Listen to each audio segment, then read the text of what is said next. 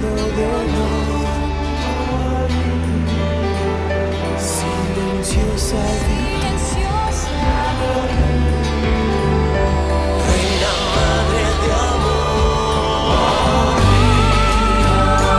Reina Madre de amor, vaso digno de honor y silenciosa virtud. Reina Madre de amor, Reina Madre de amor, vaso digno de honor, silenciosa virtud. Madre de mi Salvador.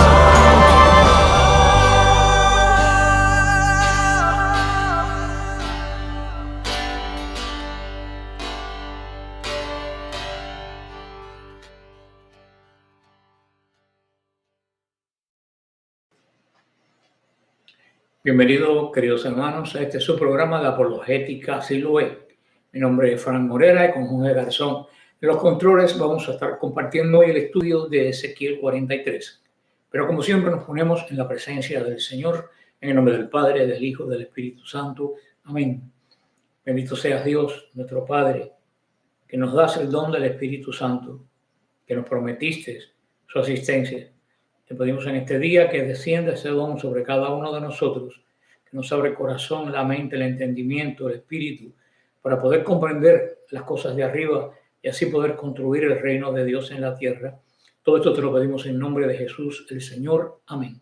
María, Madre de la Iglesia, ruega por nosotros. Pues bien, queridos hermanos, hoy estamos en la recta final del profeta Ezequiel. Estamos viendo este templo, esta visión de este templo futuro que desde el capítulo 40 comenzó y que hemos dicho que es una visión de la iglesia, porque el templo de Jerusalén, como hemos hablado anteriormente, está ligado al antiguo pacto. Por eso cuando Jesús muere y dice todo se cumplió, todo está terminado, todo se ha asumido, cuando Jesús dice esas palabras, se termina la antigua alianza y comienza la nueva alianza. Por eso cuando Jesús muere, el velo del templo se rasga. Era lo que cerraba la división entre el hombre y Dios, la separación entre el hombre y Dios. Ya no había separación. Por eso se rasga el velo, lo cual quiere decir que ya ese templo dejó de funcionar. Ya ese templo no tiene función ninguna. Ya la divinidad no mora en ese tiempo. Ya el sacrificio que perdona los pecados no está en ese templo. En ese momento se acabó la ley antigua, se acabó el templo, se acabó la liturgia del templo, se acabaron las nuevas profecías ligadas a esa primera alianza que Dios hizo con Moisés. Por eso aquí el tercer templo de Ezequiel, que es una visión futura, pues se remite a la iglesia, porque dice el Apocalipsis que Juan ve bajar del cielo a la nueva Jerusalén vestida como una novia y que en la ciudad no va a hacer falta templo porque toda la ciudad es un templo. Así que teniendo en cuenta que esta es la visión de la iglesia que tuvo el profeta Ezequiel, comenzamos en el nombre del Padre, del Hijo, del Espíritu Santo. Amén. Vamos a leer los versículos 1 y 2. Y dice así: entonces me llevó a la puerta que da al oriente y vi que la gloria del Dios de Israel entraba por el camino oriental y su clamor era como el estruendo de aguas caudalosas y la tierra resplandecía con su gloria. La puerta que mira hacia el oriente. Interesante toda esta visión. Aquí fue cuando me comenzó esta gira, este tour que le dieron a Ezequiel por el nuevo templo en Ezequiel 46. También, muchos años antes, en una visión, Ezequiel vio la gloria de Dios apartarse del templo, yéndose del templo. Y la gloria de Dios en ese momento salió por la puerta este también. Aunque Yahvé podía haber entrado del templo a través de cualquier puerta, la norte, la sur. La elección de la puerta es algo deliberado, porque esta puerta, cuando se entra por la puerta del oriente, es una línea recta que conduce al lugar más santo del templo, que es el Santo de los Santos. Las otras puertas tenían que hacer curvas, esta no, esta puerta entra totalmente directo, así que por donde mismo salió, por ahí mismo pues va a volver a entrar, y es al oriente, sin la gloria de Dios en Israel. El templo de Ezequiel, sobre todo el templo que rompieron los Nabucodonosor y su ejército, cuando se fue la gloria dejó de ser templo, no era absolutamente nada, porque lo que hace un templo no son las paredes, lo que hace un templo es que en él mora Dios.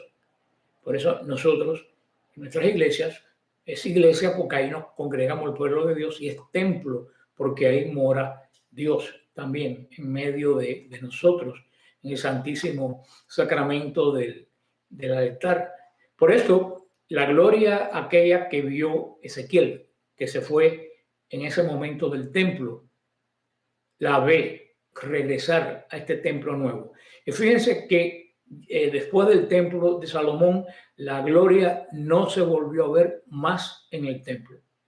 La gloria de Dios en el templo que reconstruyó Zorobabel no se vuelve a mencionar. O sea que desde que dejamos que la gloria de Dios se fue en el capítulo 40, la vemos aparecer otra vez en la Anunciación de María. Pero en lo que es morar en un templo, hasta en esta visión que vamos a ver qué cosa nos dice.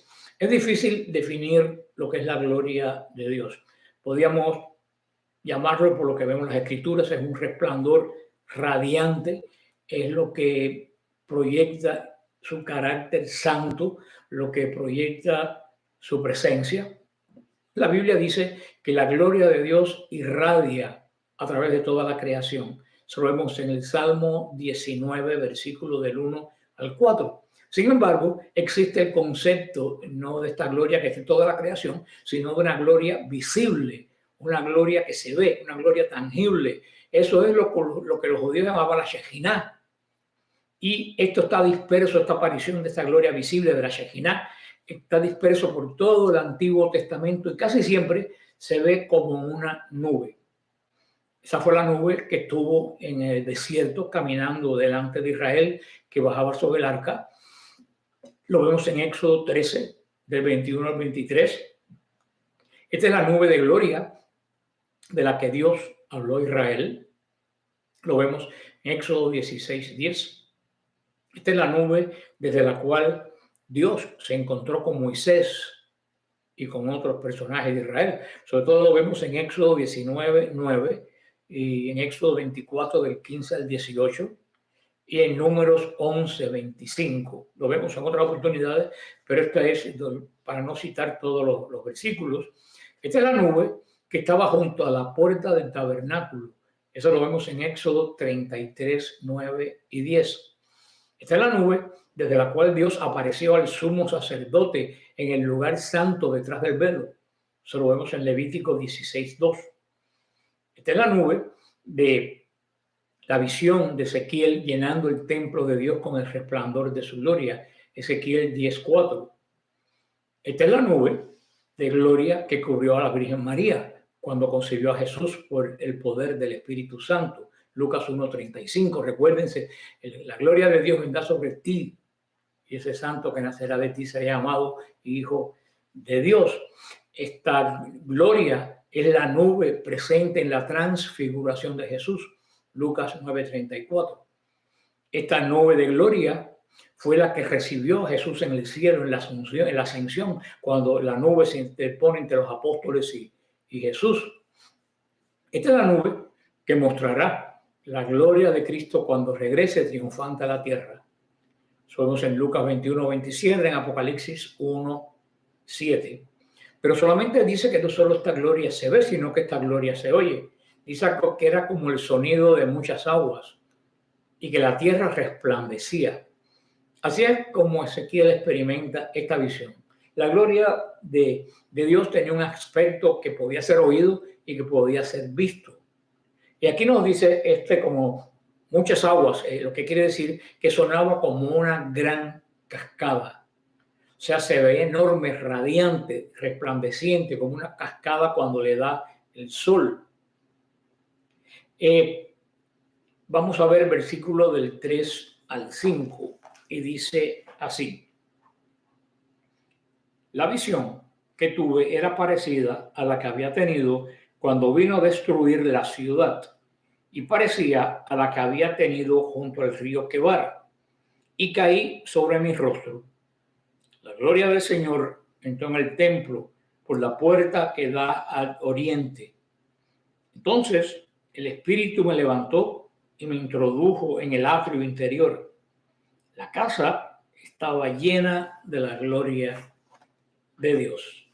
Ezequiel reconoció esto como el mismo despliegue de gloria que él vio, podemos decir, en un sentido negativo en Ezequiel 10 y 11, junto al río Quebar. Se recuerdan que fue cuando vino la gloria de Dios en juicio para destruir la ciudad santa.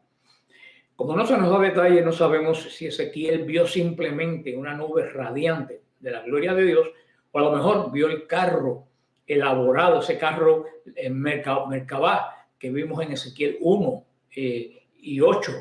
Ahí se ve el carro de Dios, que se recuerda que tenía ruedas y querubines que se movían. Sin embargo, Ezequiel sabía que era la misma gloria de Dios que se mostraba. El versículo específico que se refiere es Ezequiel 9:8, que es cuando destruye la ciudad, que dice, exclama el profeta: ah, Señor, destruirás a todo el remanente de Israel, derramando tu furor sobre Jerusalén. Aunque Ezequiel había visto la visión de la gloria de Dios 2 veces, la vio en Ezequiel 1, en Ezequiel 10 y 11. De ninguna manera era una vista, podemos decir, familiar, una vista a la cual tú te puedes acostumbrar. En la santa reverencia a Dios, él dice que se postró sobre su rostro. El sentido es que Ezequiel no eligió hacer esto, fue una respuesta natural de su ser. Él ya había hecho esto anteriormente, lo vemos en Ezequiel 1:28 y en Ezequiel 3:23 y en Ezequiel 9:8 y 11:13. Me postré sobre mi rostro. Esa reverencia a la majestad, es en admiración a la gran misericordia de Dios. Es un reconocimiento de la propia indignidad. Cuanto más uno se acerca a Dios, más bajo cae uno en sus propios ojos. A medida que tú te vas acercando a Dios, tú vas viendo lo grande que es Él y lo pequeño que somos nosotros. Por eso, la reacción que surge del hombre cuando se enfrenta a la grandeza de Dios y reconoce su pequeñez es la adoración. ¿Y cómo se demuestra? La adoración es un movimiento interno del hombre que hace este reconocimiento. Pero ¿cómo se manifiesta externamente? Postrándonos en tierra. En este caso, pegando el rostro a la tierra. Quiere decir sumisión, obediencia, porque sin obediencia, sin sumisión a Dios, no hay adoración. La adoración nace de la sumisión, de la obediencia a Dios. Y esto es lo que hace Ezequiel externa e internamente. En eso el Señor llena la gloria, el templo. Esto fue bastante rápido, no hubo demora, no hubo vacilaciones. Cuando la gloria de Dios abandonó el tiempo, hubo como una sensación que la gloria se detenía. ¿Se recuerdan? Se paró sobre el monte de los olivos, como si no quisiera partir. En Ezequiel 10 lo vemos. Cuando regresa, no hay ningún tipo de distracción. La gloria de Dios inmediatamente llena el templo. Eso lo vimos también cuando Moisés dedicó el tabernáculo en Éxodo 40 y vimos también en Salomón, cuando Salomón consagró el nuevo templo. Segunda de Crónicas 5:11 al 14. La gloria de Dios se movió, llenó, que tuvieron que salir dentro del templo por la nube que había. Esto fue el significado que Dios había aprobado esta ofrenda del templo de Salomón. Como les dije, la Shejinah nunca se menciona en relación con el templo de la restauración del templo de Zorobabel. Así que ya podemos decir que cuando Ezequiel vio marcharse la gloria, ya no regresa hasta el nuevo templo que este hombre ve en visión. Vamos a ver el versículo 6 y 9, que dice así: escuché a alguien que me hablaba desde el templo, mientras el hombre estaba en pie junto a mí. Me dijo: hijo de hombre, este es el lugar de mi trono, el lugar de las plantas de mis pies, donde yo habito en medio de los hijos de Israel para siempre. La casa de Israel no profanará más mi nombre, ni ellos, ni sus reyes con sus prostituciones y con los cadáveres de sus reyes cuando mueren. Ellos pusieron su dintel junto a mi dintel, sus pilastras junto a mis pilastras, y solo una pared había entre ellos y yo. Profanaron mi santo nombre con las abominaciones que cometieron, y los ha consumido mi ira. Pero desde ahora alejarán de mí sus prostituciones y los cadáveres de sus reyes, y yo habitaré en medio de ellos para siempre. Ezequiel, siguiendo este patrón de esta visión, oyó la voz del mismo Señor, que habló desde el templo, mostrando que la gloria de Dios es la presencia de Dios. Y hermano, donde Dios está, Dios habla. Si Dios no te habla, porque Dios todavía no está. El Señor habla en el sagrario porque ahí está el Señor. Acuérdate, donde está Dios, donde está la gloria de Dios, Dios habla. Y Ezequiel se encuentra de nuevo, de repente, a su lado, al mismo personaje que vimos que le dio el tour turístico por dentro del templo la primera vez cuando comenzamos con esta visión. Lo ve posiblemente un ángel y no se dice ya más nada de él. Desaparece misteriosamente de la vista y deja al profeta concentrado en el mensaje que está a punto de recibir de Dios. El Dios que ha llegado y que ahora comienza a hablar. ¿Qué dice el Señor? Este es el lugar de mi trono, en el cual habitaré en medio de los hijos de Israel para siempre. El Señor proclamó que había llegado, había regresado al templo para reinar. Ese templo era su trono. Él separaría el lugar de las plantas de mis pies y donde él moraría. Esto muestra no solo la relación permanente, sino una relación eterna de Dios con Israel. Primeramente con el Israel del primer pacto, el pueblo de Dios en el primer pacto. Sabemos que esa relación de Dios con Israel en el primer pacto fue una relación que estaba llamada a tener fin. ¿Por qué? Porque el primer pacto fue condicional. Hay dos tipos de pacto: pacto condicional, pacto incondicional.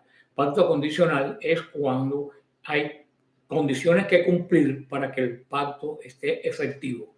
En el pacto de Moisés, el Señor le dijo que le iba a dar una tierra propia para que de ahí surgiera el Mesías, pero que Israel tenía que guardar los mandamientos de la ley. Y se lo deja bien claro antes de entrar a la tierra prometida. Si ellos no guardan los mandamientos de la ley, no se va a cumplir las bendiciones que el pacto estipula sobre Israel. Era un pacto con condición. Israel no cumplió la condición, Israel perdió el pacto. Ahora, dice que este pacto va a ser eterno. Y aquí es donde está el kit de la cosa, que va a morar eternamente. Dios no puede morar en el templo de Israel eternamente porque es un templo material que pasa como todas las cosas materiales. Ahora sí, el pacto que hace el Señor con Jesús es eterno. No es incondicional, no tiene condiciones. El pacto que el Señor en la cruz con la sangre de Jesús hace entre Dios y el Padre es un pacto totalmente incondicional. No va a terminar porque no tiene condiciones. El pacto ya no está hecho con un animal ni con sangre de animal como el primer pacto, sino con el Hijo de Dios y con la sangre del Hijo de Dios que es eterno. Por eso que este segundo pacto es eterno. Y por esto aquí se está relacionando al nuevo templo que va a estar eternamente en el medio de su pueblo, o sea, la iglesia. Y de nuevo habla con el profeta, le lo llama como siempre, hijo de hombre. Esto es típicamente de Ezequiel, así se introdujo Ezequiel en el capítulo 2. Ahora lo que el Señor va a decir es cierta forma un eco de la oración de Salomón cuando consagró el templo, en Primera de Reyes del 8 al 12. La frase para siempre es lo que hemos dicho nosotros ahora, que era mayor que el tabernáculo de Moisés, que el tabernáculo de Salomón, ni hablar de Zorobabel, ni hablar la ampliación que le hizo Herodes. Era una gloria más grande que esa. Por eso que dice que en este templo nuevo, que entra la gloria de Dios, dice que siempre va a ser santo. Dice que no va a haber más idolatría, que no va a haber más prácticas pecaminosas como en el templo del primer pacto. Y así va a ser en la iglesia, queridos hermanos. En el templo que ve Ezequiel, no hay línea divisoria como en el antiguo templo entre judíos y gentiles. No hay división. Todo el mundo está junto. La iglesia, lo dice Pablo, ya no somos griegos ni judíos, todos somos de Cristo. Este pasaje nos recuerda ese remanente judío que regresó a la tierra de Israel para cumplir el primer pacto de Dios. Las tribus que regresaron muy pocas personas de las demás tribus, pero sí hubo un remanente de todas las tribus que regresó a Jerusalén. Porque cuando el Señor promete algo, el Señor lo cumple. No hay nada de tales tribus perdidas. No hay tribus que se desaparecieron en el aire. No hay tribus que vinieron a Estados Unidos unos troncos huecos, como dicen los mormones. El reino del norte, según Nabucodonosor y los asirios, entraron por el mismo norte, por el área del Líbano, y según iban avanzando, 45 ciudades tomaron, según iban avanzando por el reino del norte, muchos refugiados de las 10 tribus huyeron hacia Jerusalén. Por eso en la época de Ezequías, la ciudad de Jerusalén creció 2 o 3 veces en su tamaño normal, y por eso Ezequías mandó a rodear con una nueva muralla esta parte. ¿Por qué? Porque ahí estaba el remanente de las 10 tribus y el remanente de las otras 2 tribus. Este remanente, junto con el resto de la comunidad de la casa de Israel, fue llamado a Babilonia, y cuando fueron llamados a regresar a la tierra de la promesa para reconstruir el templo de Jerusalén, ¿quiénes regresaron? Un remanente de cada una de las tribus. El resto de las personas de todas las tribus no fue que se desapareció, fue que perdieron su identidad. Se casaron con Babilonia, tuvieron negocios, se volvieron paganos, se olvidaron del Dios de sus padres y perdieron la identidad, se volvieron babilonios.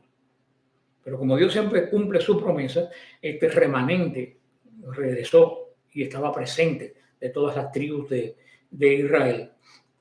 Dice que no lo van a profanar más con los cuerpos muertos de sus reyes. No sabemos muy bien qué es lo que quiere decir eso, pues posiblemente sea que Israel enterró a sus reyes muy cerca del templo. La muerte en Israel era totalmente opuesta a la adoración a Dios, porque ellos decían que Dios es vida y la muerte es el cesamiento de la vida, por lo tanto es el antidios, y por eso los judíos no podían tener contacto con cuerpos muertos.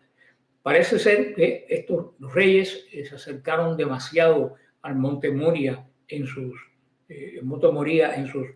tumbas, y esto es lo que dice el Señor. Puede ser también la adoración impía de Moloch en el valle de la Gehenna, muy pegado a donde comienza el monte Moria. No sabemos lo que fue, pero sí lo dice que no va a haber más abominación. Y dice, y aquí está la clave, Dios va a habitar entre los hijos de Israel para siempre. Siempre es eternidad. Israel no es eterno, no fue eterno y no es eterno. Eso es la iglesia. Como el cuerpo de Cristo no va a tener fin. Y eso es lo que Juan nos dice en ese hermoso capítulo del Apocalipsis. Vamos a ver ahora el capítulo, los versículos 10 y 12. Y dice así: Tú, hijo de hombre, presenta este templo a la casa de Israel para que se avergüencen sus culpas y puedan seguir las medidas del plano.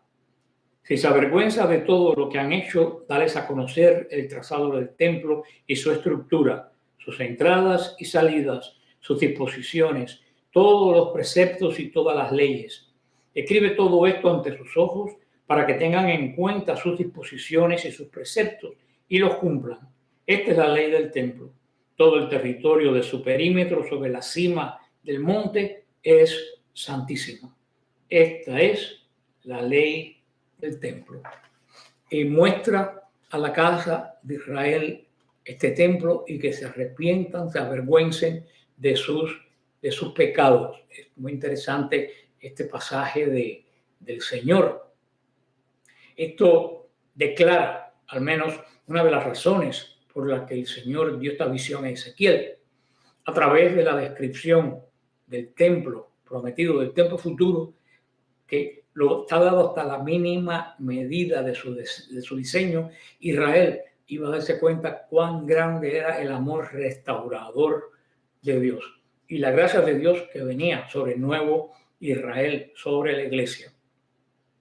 Y dice que esa grandeza de la iglesia es la que nos va a hacer a nosotros avergonzarnos de nuestros pecados. Es así, hermano, que toma la iglesia a la ligera, no sabe a qué viene ni qué cosa es. Puedes llevar la vida que le dé la gana, pero una persona que conoce profundamente lo que es la iglesia, inmediatamente te redarguye y nos hace avergonzarnos de quiénes somos nosotros. Y decir, ¿cómo yo voy a tener acceso a un lugar tan santo, a la gloria donde Dios habla?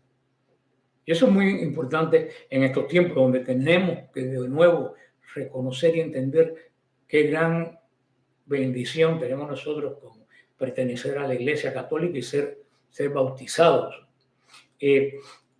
Dile, al entender el diseño de la casa, su disposición, nuevamente, el mismo detalle de la descripción. Era una garantía para este nuevo Israel de que esto iba a ser real, que la restauración primera y la restauración segunda de los dos pueblos iba a ser real. Esto hizo lo que fuera importante, que Ezequiel escribiera lo que él estaba viendo en visión. El mayor mensaje de Ezequiel para la comunidad del exilio era que Dios aún no había terminado con ellos. Ezequiel le dice a este pueblo en Babilonia que el Señor reunirá, reconstruirá y restaurará. Estos tres principios. Señor, este Israel disperso, este Israel derrotado, le dice que los va a reunir, que va a reconstruir la ciudad y el país, y va a restaurar el culto a su gloria y su relación con este pueblo. Estas son, hermanos, cosas que el Señor hizo y que el Señor siempre hará con su pueblo. Un principio fundamental del templo de Ezequiel era la santidad. Esto nos lo recalca continuamente. La ley de la casa, dicha dos veces, enfatiza que dice que todo el recinto del templo, no solo el lugar santísimo, todos los perímetros del nuevo templo iba a ser santo, que Dios no iba a morar solamente donde estaba el corazón del arca, sino donde estaban todas las murallas que daban, que circundaban, que marcaban el área del templo. Hay personas que han dicho que Ezequiel 43:12 hasta Ezequiel 46 es la nueva Torá, que es la Torá del templo. Dice que mientras la mayoría de las traducciones entienden esta palabra legalmente y traducen Torá como ley, el sustantivo se deriva de la forma hifil, que quiere decir Torá, quiere decir enseñar, instruir. Por eso es una nueva enseñanza, esta es una nueva instrucción. Consecuencia, instrucción es etimológicamente una palabra más precisa que ley, como se traduce la Torá. Ezequiel refleja la tradición israelita de el largo conocimiento de asociar la instrucción con los sacerdotes, con el templo, con el culto y con el ceremonial, porque todo eso estaba unido. Ahora, versículo 13 al 17, el Señor va a volver a dar las dimensiones del nuevo altar. Después de la descripción de la gloria de Dios y de la promesa de su presencia permanente, Ezequiel volvió a describir el lugar del sacrificio. Como todo verdadero altar del Señor, este altar apunta a la cruz y a la obra consumada de la redención. Ahora que el Señor ha regresado al nuevo templo, que no es el de Zorobabel, porque ahí nunca entró la gloria de Dios, es necesario que el profeta anuncie ordenanzas que va a regular el uso de este templo. El centro del complejo del templo, el centro del templo, el corazón del templo es el altar. Por eso los profetas comienzan y terminan en el altar cuando hay profanación. Sin el altar no tiene sentido el templo. Por eso comienza Ezequiel hablando del altar, este altar del holocausto, que era el centro del atrio interior, que era donde se consumaba el perdón de los pecados de los hombres hacia Dios por medio del sacrificio del animal que cargaba la culpa del oferente. Por esto dice Ezequiel y comienza que el centro del nuevo templo va a ser un altar. Y te voy a repetir lo que he dicho siempre. Sin altar, sin sacrificio y sin sacerdocio no hay adoración. El fundamento de un templo es la adoración. En la antigua ley, yo reto a cualquiera que me muestre en el Levítico que haya adoración sin altar, sin ofrenda y sin sacerdote. No existe. Por eso en este nuevo templo, que es la iglesia, él comienza por el altar. ¿Cuál es el corazón de la iglesia? El corazón de la iglesia no es la escritura. El corazón de la iglesia es el altar. Porque ahí es donde se celebra, donde se renueva el sacrificio de la alianza nueva de Dios con los hombres. Ahí es donde se constituye el perdón de nuestros pecados, la dispensación de la gracia. Ahí es donde se ve la gloria de Dios. Hermano, gracias a Dios, los únicos que tenemos altar, sacerdote y sacrificio somos nosotros, los católicos, y algunas de las iglesias que guardan la tradición apostólica. Son los que tenemos verdaderamente esta condición del nuevo templo. Los templos de la iglesia protestante no son templos porque no mora Dios y porque no tienen altar. Son sinagogas, centro de estudio. La adoración la tenemos nosotros. Por eso que es tan importante el papel de la iglesia, porque si la iglesia no adora bien, no hay comunión entre Dios y el hombre. Recuérdate esto que te acabo de decir, que es muy, muy importante. A partir de aquí va a dar Ezequiel una descripción tal como yo del templo, por codos, por medida que vamos a olvidar, ya hablamos de ese significado anteriormente. Ezequiel se detiene en los cuernos del altar. Será considerado como la máxima santidad del altar, porque la sangre del sacrificio se untaba sobre estos cuernos y también eran lugar de refugio. Si una persona, un delincuente, se lograba agarrar del cuerno del altar, tenía que ser indultado. Todo esto es para nosotros, el sacrificio de la cruz, ¿no? Y los cuernos de nuestro altar. Nos acercamos a la sangre de Cristo y somos indultados de nuestros pecados. Por eso es tan importante esto que nos habla. Y dice que las gradas de este altar estaban al oriente. Muy importante. Es una pista que Ezequiel entendió cuando Israel fuera final y totalmente restaurado en la tierra, la iglesia. La promesa del pacto de Dios cumplida en su Mesías Cristo.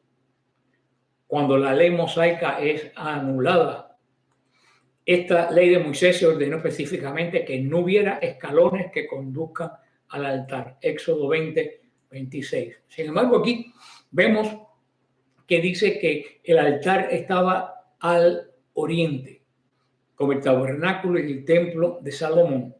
Cuando los sacerdotes ministraban en el templo de Salomón, ministraban al oriente, que es como la iglesia siguió construyendo sus iglesias, como la iglesia siguió celebrando la Eucaristía hasta los años 1960 al oriente. No quiero decir nada, no quiero entrar en controversia, pero si buscan Ezequiel 8:16, los que adoraban de espalda al oriente eran los paganos. El pueblo de Dios adoraba mirando al oriente. Los paganos miraban adorando de frente para el otro lado. No voy, eso está ahí, todos lo pueden buscar. El que lo quiere entender, que lo entienda, el que no lo entienda, porque no lo entienda, yo solamente dejo un dato que es indiscutible. En Ezequiel nos lo deja bien claro en estos versículos que acabamos de hablar, acabamos de decir, entre el 13 y el 17, dice bien claro que el altar ministraba al oriente y que los que adoraban, los idólatras que adoraban al sol, adoraban en sentido contrario, de espalda al oriente. Ahora el versículo 18 al 27, que dice así. El hombre me dijo, hijo de hombre, esto dice el Señor Dios. Estos son los preceptos del altar cuando sea construido para inmolar sobre el holocausto y para derramar sangre sobre él. Habrás de entregar a los sacerdotes levitas de la estirpe de Sadoc que se acercan a mi oráculo del Señor Dios para servirme un novillo para el sacrificio por el pecado. Tomarás de su sangre y untarás con ella los 4 cuernos y el hueco que hay en torno a él. Así lo purificarás y expirarás por él.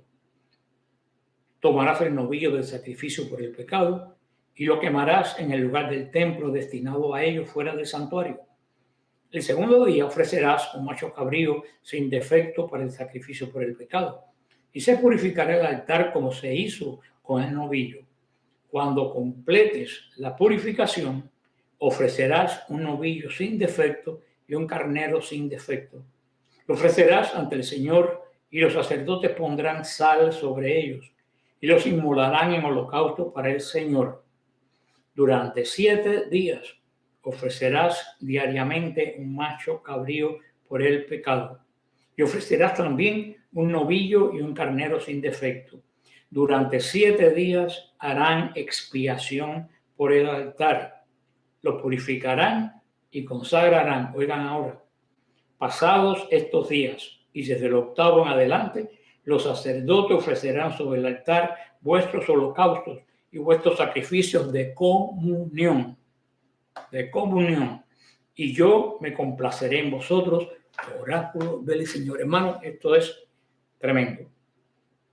Ya aquí el Señor, cuando habla del culto del nuevo templo, que va a suceder al final, cuando venga el Señor, la iglesia, comienza dando ordenanzas del altar. ¿Y qué es ordenanzas del altar? El Señor nos da, lo podemos resumir, sacrificios.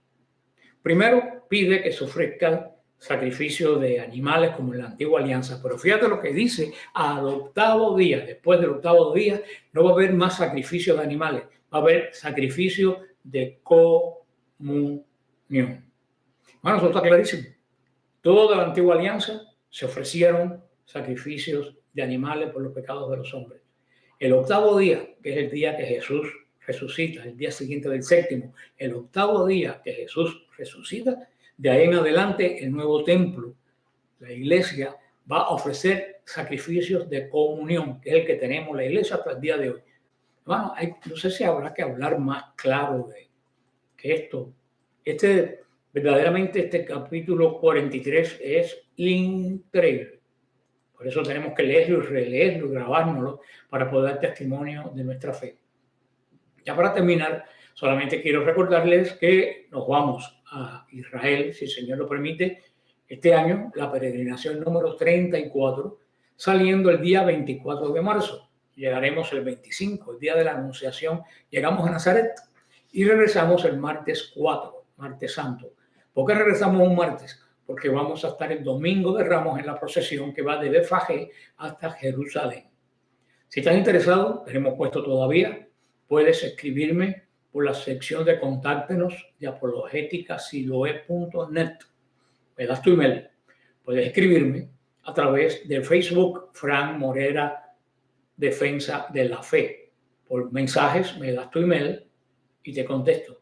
Si estás en Estados Unidos, quieres llamar, puedes llamar al 305-303-1340. Y hablar con Mildred Paul, que te mandará todos los datos. Ojalá, como decían los judíos en la antigua alianza al final de la cena pascual, nos veamos este año en Jerusalén. En nombre del Padre, del Hijo, del Espíritu Santo. Amén.